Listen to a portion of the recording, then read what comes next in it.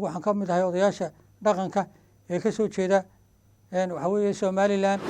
10,000 ilaa 20,000 qoys baa naga dad baa jooga Muqdisho cid noo yeedhay ma jirto cidna tiri anaka noo codeeyay ma jirto doorashadu waa sidee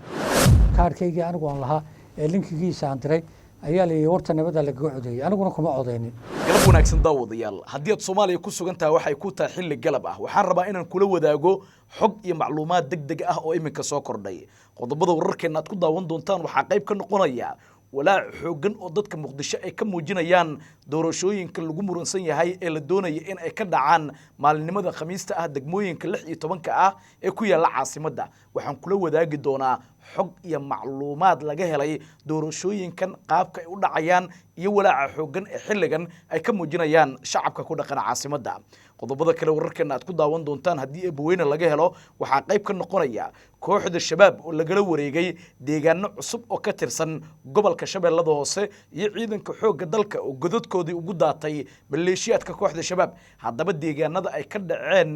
howlgallada iyo sidoo kale dagaalada culus oo ciidanka xoogga dalka ay la wareegeen ayaan kula wadaagi doonaa qodobada kale wararkeena aad ku daawan doontaan haddii eebweyne laga helo waxaa qayb ka noqonaya xiisada beelaha Ciise iyo sidoo kale Gadabuursi oo cirka isku sii shareeraysa iyo labada beelood oo mar kale hanjabaad culus hawada isku marsiiyay waxaan kula wadaagi doonaa ugaaska guud ee beelweynta Ciise ugaas Mustafa oo ku dhawaaqay dagaal ka dhan ah magaalada Boorama ee gobolka Awdal qodobada iyo qodobo kale wixii nagu soo kordha ayaa daawan doontaan haddii aad nagu cusub tahay waxaan ku leenahay nagu soo biir like sar muuqaalkan subscribe boggan si aad uga mid noqoto saaxiibada halkan joogtada uga hela wararka warbixinada iyo macluumaadka mar walba aan halkan idinku soo gudbinayno mar kale daawadayaal soo dhawaada qaybaha ugu horeeya ee wararkeena ayaan ku bilaabaynaa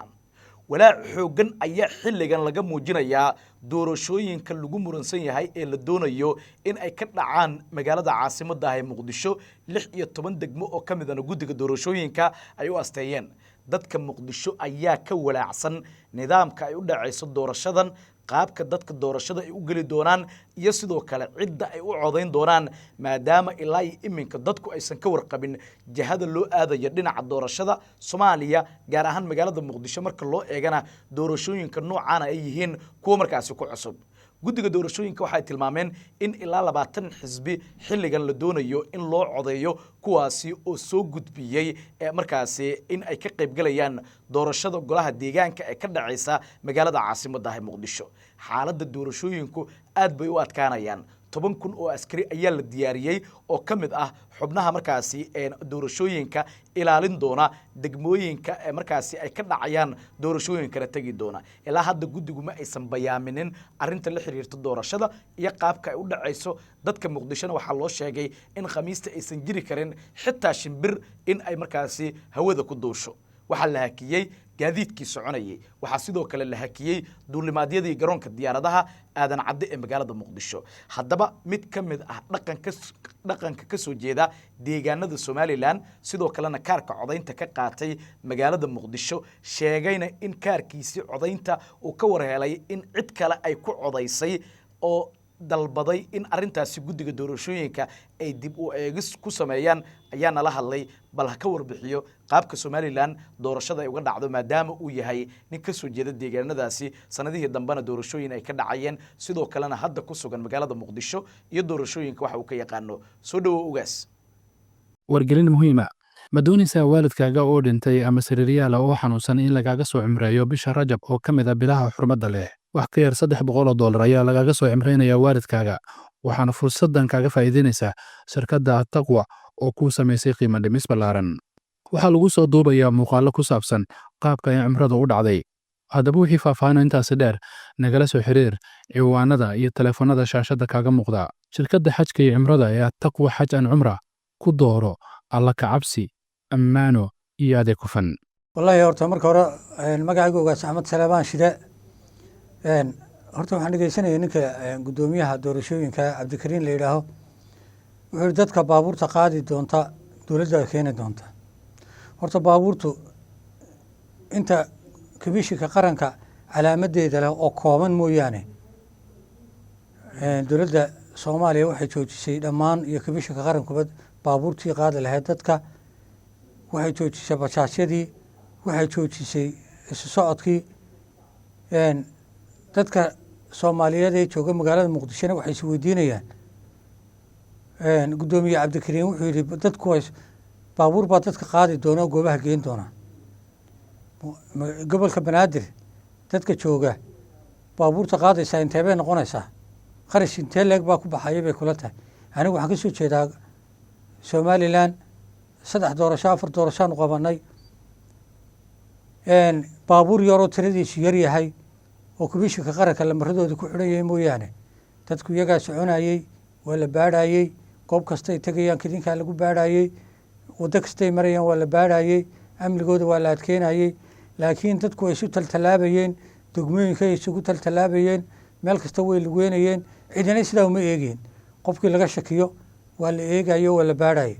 marka waxaan leeyahay guddoomiyaha guddida doorashooyinka cabdikariin bal hadalkii aad dad bulshada u sheegtay soomaaliyeed aada lahayd dadka codeynaya baabuurta dowladda qaadi doonta ama baabuurta komishinka bal hadalkaa dib ugu noqo waxaa loo baahan yahay inaad iftiimiso dadku ma goobahay ku hoyanayaan qofka goobta ku hoyanaya maxaa ku dhex jira ma isagaa la dooranayaa yuu dooranayaa cid la tashkiiliye ma jirto cid lala shiray ma jirto cid la yidhina doorta ma jirto anigu waxaan ka mid ahay odayaasha dhaqanka ee ka soo jeeda waxaa weeye somalilan 10,000 ilaa 20,000 qoys baa dada baa jooga muqdisho cid noo yeedhay ma jirto cidna tiri annaka noo codeeya ma jirto doorashadu waa sidee baa dildoonayaa in dadkan la isu doortaan anigu waxaan odhan lahaa guddida doorashooyinku waa inay hadalka caddaysaa dadkuna dadka waa in la fasaxaa dadku waa inay socdaan degmooyinka waa inay u kala lugeeyaan kii baabuur kabishinku leeyahay qaadaysana waa meeshiisa laakiin dadka yaan la odhanin guryihiina ku jira baabuur kabishinku leeyaha guryihiina idinka qaadaysee muqdisho dhan baabuur guryaha dadka ka qaadama la helaya waa maya waxaan leeyahay bandowda cir iyo dhul baa la saaray maalinta 25 waan soo dhaweynaya laakiin waxaa kale iftiimisaan ma dadkao dhan ba dadkaa la saaro waxa la dadku yaana soo bixina guryaha loogu imanaya laga qaadaya ma dadka lugeynayo baabuurtii baa la saaray bandow bal iftiimiya ina dadkii soomaaliyeed waxay leeyihiin cabdikariin wuxuu yidhi guddoomiyaha kabishinku guryihiina laydinku imanaya baabuur dowladdu leedahay ama kabishinku leedahay ayaa idi qaadayo goobaha ka codeynaysaan idi geenaya taana baabuurta kabishinku kama geyoon karo baabuurka dowladdu kama geyoon karaan waa qolada nabadgelyo darrada wataa kusoo dhex dhuuman karta markay baabuurtii badato waxaa weeye lambar kasta waa la foojari gareeya wax kasta cid baa ka shaqeysa oo foojari gareysa waxaan leeyahay baabuurta soconaysana hala yareeyo bandowdana hala sii tiyabageliyo dadka soomaaliyeed ee banaadir joogana bandowda sideyda ha u qaateen nabadgelyadana ha laga wada shaqeeyo waxaanan u sheegayaa gobolka banaadir degmooyinkaa tartamaya degmo kastaaba dadka jooga ha codeeyeen ciday doonayaan ha codeeyeen anigu halkan cidna uga baaqi maayo oo hebel iyo hebel u codeeya qof walba qofkaad adigu xambaarsatay aad doonayso u codee kule anigu shaksi baan ahay kaarkii waan haystaa ehelkaygu way haystaan cid cod i weydiisatay oo tidhi cod isii ma jirto wallaahi horta marka hore qofka lama odhan karo dadku khalad bay fahansan yahin horta dadka lama odhan karo hebelo coday iyadoo qori lagu hayo qofku markuu meesha galo cid raacaysaa ma jirto qofku markuu meesha galo qofku doonayaa buu codeynaya laakiin waxaa dhibaato ah qofkii gurigii baa laga soo qaadaya meel baa la geenaya qofka xaggaa la geenaya ma goobtii caadigeeda sharcigaa baa la geenaya laga codeynayey ma goob kaloo cid gaare ay leedahay baa la geenaya taasaa isweydiin leh marka waxaan leeyahay dadka xorriyaddooda hala siiyo dadku ha lugeeyeen goobahay ku codeynayaan ha tageen ciddii weynee aan la qaadi kareenna ha la qaado ha la geeyo goobtay doonayeen dadka dhallinyarada socon karaysana xorriyaddooda ha la siiyo ha la baadhaan arrintan maxay u muuqanaysaa marka haddii hal maalinna maadaama ay ka dhiman tahay oo aysan waxba caddayn oo adiga xitaa dadka lasoo wacay aadan ku jirin maxay u muuqanaysaa wallaahi waxaan u muuqanaysaa dee inay arrin iska calaamadsan tahay cidi u calaamadsan tahay inay soo baxayso annaga somalilan haddaanu nahay dee qof baa la dooran jiray tan xusbi baa la dooranaya waxa lagu leeyahy xusbi baa la dooranaya qof la dooran maayo marka xusbi la doorto dee qoladan kabishinku ciday doonaysee madaxweynaha iyo ra-iisul wasaare wataan iyo golihiisa wasiiradu iyo moogaabintay watoon baa laga qaadanayaa meesha laakiin qofkii soo baxee codkiisa ku soo baxay laga qaadan maayo waayo xusbi baa la doortay lama dooran qof marka qof la doorto qof walba codkiisaa la eegaya kii cod badan unbaa la qaadan jiray marka waxaan leeyahay markii hore qaladka dhacay wuxuu ahaa in xusbi la doorto ma ahayn in qof xusbi lagu doortaabayd qof in xusbi lagu doorto way dhici weyday xusbi baa la doortay de waxaan u aragnaa wixii inay tahay wax shaxaysan cidi ay ka soo shaqaysay la doonayo dad la calaamadsan inay meesha tagaan dee taasi waxa weeye ummaddan doorasho hore may gelin anigu doorasho hore 1 iyo 2 iyo 3 baan kala doorashadu waxay ka qaldantoo keliya in qof loo codeeyo qofkaas tiradiisa uu ku tago meesha laakiin iminka ciddii la doonayo inbaa kibishku ciddii doonaysa unbay soo saaraya ciddii saameyn ku leh meesha ciddaan saameyn ku lahayn ama ayna cidi wadan maba soo baxaysa dee waaya xitaa dadka qaar waxay walaac ka muujinayaan dadka kombiyuutarada fadhiya ee doorashooyinka qabanqaabinayo oo cidda ay doonayaan xitaa ugu shubi karo walaac intaas la taasi waa dhici kartaa aniga kula hadlaya kaarhka waxaan ka qaatay hawlwadaag nin baa igu yiri hodanka sharaxan baa igu yiri kaarhkaaga isoo tir linkiga barigii linkiyada la dirayay waanu diray wuxuu yidhi kaarhkaagan warta nabaddaa lagaga codeeyey kaarhkaygii anigu aan lahaa ee linkigiisa aan diray ayaa la yidhi warta nabaddaa lagaga codeeyey aniguna kuma codeynin waa wax dhici kara de waa khaladaadka dhacaya kolley doorasho hadday dhacdo khaladaad badan baa dhaca laakiin waxaan leeyahay ninka guddoomiyaha cabdikariin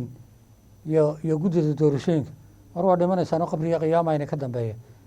ayaamaan intan la joogaya war doorashaa la qabanaya masiirkii ummadda ayaa huwantiin waxaan la dooranaya waa dadkii dadka mateli lahaa ee horumarka dalka talin lahaa waa dad wanaagsan oo ilaahay garanaya soo saara baan leh arrintaas xitaa maxkamada qofkas lagu geyn karaa soo maa waa dhici kartaa ha haddii maxkamaddu waa dastuuriye hadday ka madax banaan tahay madaxweynaha iyo dowladda waa la geen karaa laakiin maxbaaritaan u samayn weyso kiiskaas waa kiis weyn oo la tegi weysay maxaa la yidhaha maxkamadaha maadaama wallahi waxaan is doorashada ha ku dhaafto doorashadu maadaamay doorasha taagan tahay waxaa lays odhan doonaa cid kalea ka dambeysa ama mucaarad baa ka dambeeya oo waxaan dabada ka wada laakiin doorashadu hadday dhaafto waxasleeda aada soo furatid maxkamadda kiis ka soo furatid bal qaabka waxaan u dhaceen baadhis aad samaysid ama si ID daawad baadhis ka samaysid waxaa ka linkigaygii aan anigu ku codeen warta nabadda lagaga codeeyey layidhi waa lagu codeeyey aniguna aan sidee qof uga codee lana yidhi waa kaarhkaaga waa lagu codeeyeyba maaha mid jira linkigaaga walaa inta laga kugu beerta arrintaas wallaahi walaa aada iyo aada laakiin kolleyba doorasho markay dhacdo waxyaalo badan oo cadaalad darri way dhacdaa laakiin waxaa ka weyn dadka la dooranaya maaha etoobiyaan xabashina maaha waa dad soomaaliyeed waana la dhaari doonaa ama dhaarta way ku guban doonaan iyaga iyo ubadkooda ama waddo saxa bay mari doonaan meel kastaa ka soo galeen maalinta la dhaariyo nin waliba awooddiisu lasoo bixi doonaa guddoomiye dambe mangaab la yidhaahna ma jiri doono waxaa jiri doona nin waliba degmadiisana maamulo wasaaradda arrimaha gudahana inay hoos tagaan ayaa dhici doonta marka arrimahan doorashooyinka hadda soomaaliya ugu horeyso waxaa la dhihi karaa soo maaha qaladaad badanaa ka dhici karo in laga digtoonaadana ay badan yihiin aad iyo aad halka guddoomiyaha komishinka cabdikariin loo magacaabay in lasoo nimankii guddoomiyayaasha noqday somalilan in loo yeedhaabe guddoomiyaha ina cabdirashiid riya raac oo muqdisho mar wasiir ka soo noqday oo xaggaa guddoomiye ka noqday in loo yeedhaabahe qoladii shaqayn jirtay guddida in loo yeedhaabahe shax bay dhigi lahayd doorashoay qaban lahayd doorasho xoqii xalaala baa dhici lahayd mucaaradka walaaca ay muujinayaan ee ah in kushubasho ay dhacdo waa jirtaa soo maa aniga ma odhan karo way jirtaa mana jirta ma odhan karo waayo ma ogi laakiin dee dowligu iyagaa wadankii baawarkii waddanka iyagaa haysta marba haddii kaarkaagii lagu codeeyey maxaa diidaya inay arrintaas wax ka jiraan de horta anigu haddaan maanta idhaa waxaasaa jiro aanan hubin nin weyne aan ahay dhibteeday leedahay mar haddii wixii dowladdii haysato maamulkii dowladdii haysato wax kastaba ka filo maxaa si leeda mucaaradku way ka gadoodsan yihiin mucaaradka horta waxay ka godoodsan yihin doorashadu inay xilligeeda ka dhacdo tanba kama godoodsana doorashada madaxweynehay doonaya taasna waa xaqay leeyihiin ilaahay madaxweyne doorasho qabo halkana waxaan leeyahay madaxweynaha soomaaliya mudane xasan sheekh maxamuud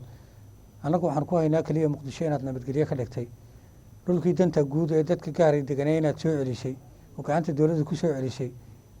taana waan kugu dooranaa dalka madaxweyne doorasho ka qabo waananu ku doorananaa waanu leenahay laakiin cadaalad noqoto wixii cadaalad darraa mar kastaba madaxweyne kuguma taageersanin doorasho kastaad qabanayso waad dhimanaysaa qabriga qiyaamaha kaa dambeeya ayaamaad ifka joogtaa doorasho kasta cadaalad ku qaban lahe madaxweyne markana kooxda shabaab ayaa dagaal culus waxa ay markaasi ciidanka xoogga dalka Soomaaliyeed kula galeen deegaanada duleedka ka ah magaalada la yiraahdo markaasi Owdhiigle oo ka tirsan gobolka Shabeellada Hoose xogaha iyo macluumaadka laga helayo iyo sida ay baahiyeen saraakiisha ciidanka xoogga dalka Soomaaliyeed ee ku sugan gobolka Shabeellada Hoose waxay cadeynayaan in deegaano ka tirsan gobolka Shabeellada Hoose oo ay ka dhaceen howlgallo aad u culus in ay la wareegeen ciidanka xoogga dalka Soomaaliyeed sidoo kalena laga wareegay maleeshiyaadkii kooxda shabaab ee halkaasi ku sugnaa warbaahinta codka ciidamada qalabka sida ayaa lagu daabacay in ciidamadu ay la wareegeen deegaano badan oo ka tirsan gobolka Shabeellada Hoose sidoo kalena ay gacanta ku dhigeen deegaanadaasi isla markaana howlgalladii ugu cuslaa laga fuliyay deegaanada markaasi la wareegay ee ka tirsan gobolka Shabeellada Hoose deegaanadan waxa la sheegay in saacadii la soo dhaafay howlgallo culus ay ka dhaceen maleeshiyaadkii ka tirsanaa kooxda shabaabna halkaasi laga wareegay waxaana markaasi deegaanadaasi xilligan gacanta ku haya ciidanka xoogga dalka iyo sidoo kale kuwa markaasi midowga Afrika ee halkaasi dhaqdhaqaaqyada xooggan ka waday horjoogayaal ka tirsan maleeshiyaadka kooxda shabaab ayaa lagu dilay waxaana kamid ah horjoogayaasha lagu dilay Jacfar Aadan oo ahaa horjooge markaasi qawaariijta ugu magacaawna deegaanka lagu magacaabo Jabad oo ka tirsan gobolka markaasi Shabeellada Hoose iyo sidoo kale deegaano kale oo ka tirsan gobolkaasi waxaana ciidanka dawladda federaalka Soomaaliya saraakiisha hogaaminaysa ay cadeeyeen in deegaanada gacanta lagu dhigay ay ahaayeen deegaano muhiim ah kuwaasi oo markaa horjoogayaasha maleeshiyaadka kooxda shabaab ay markaasi muddo ku sugnaayeen xalka guud ee gobolka Shabeellada Hoose ayaa xilligan u muuqanaya in ciidanka xoogga dalka iyo kuwa markaasi midowga Afrika ay ka sameynayaan howlgalladii ugu cuslaa oo lagu baadigoobayo maleeshiyaadka arxanka daran ee kooxda shabaab ee deegaanadaasi ku sugan hadaba dhaqdhaqaaqyadan culus iyo wixii ku soo kordha wararkeena warbixinadeena soo socda ayaad ku daawan doontaan ugu dambeyntiina xiisadii saylac ayaa cirka isku sii shareeraysa marba marka ka dambaysa dhaqdhaqaaqyadii ugu cuslaa ayaa laga fuliyay qaybo kamid ah gobolka Salal iyo sidoo kale gobolka Awdal labada maleeshiyo markaasi ugaasyada ka soo kala jeeda ayaa hawada mar kale isku mariyay fariimahan jabaad ah kuwaasi oo xilligan u muuqanaya in dagaal uu ka qarxi karo gobolka Awdal iyo sidoo kale gobolka Salal oo xiisadooda xilligan cirka isku sii shareerayso marba marka ka dambaysa dhaqdhaqaaqyadu waxay noqdeen kuwa sii cuslaanaya jabhadda beelweynta ciisana waxa ay sheegeen in dagaal cad ay kala hortagi doonaan maleeshiyaadka ciidanka beelweynta Gadabursi waxaana la tilmaamay in dagaalka iyo sidoo kale xiisadaha ka taagan deegaanada iyo degmooyinka gobolka Salal xilligan ay u muuqanayaan kuwa markaasi sii kordhaya macluumaadka la xaqiijiyay ee la helayo ayaa waxa ay tibaaxayaan in ciidanka beelweynta ciise xilligan ay galeen diyaar garowgii ugu xooganaa oo ay ku doonayaan in ay kula wareegaan deegaanada ka maqan gacanta maamulkooda iyadoo beesha markaasi ciisana ay tilmaameen in saylac lagu qaban doono bandhiga buugga xeer ciise dhawaan jabhada hubaysan oo wata gaadiidka dagaalka ayaa lagu arkayaa qaybo badan oo kamid ah gobolka markaasi la yiraahdo Salal waxaana jabhadaasi ay yihiin kuwa markaa xilligan muujinaya in xaaladdu ay ka sii darayso hadaba wixii ku soo kordho oo wararkeena iyo warbixinadeena soo socda ayaad ku daawan doontaan haddii Allah uu dalo waraale ka noqdo haddii aad nagu cusubtaan nagu soo bir like sar muuqaalkan subscribe dhibgan si aad uga mid noqoto saaxiibada joogtada halkan uga hela wararka warbixinada iyo macluumaadka mar walba aan halkan idinku soo gudbinayno waad maasantii daawadayaal soo dhawaada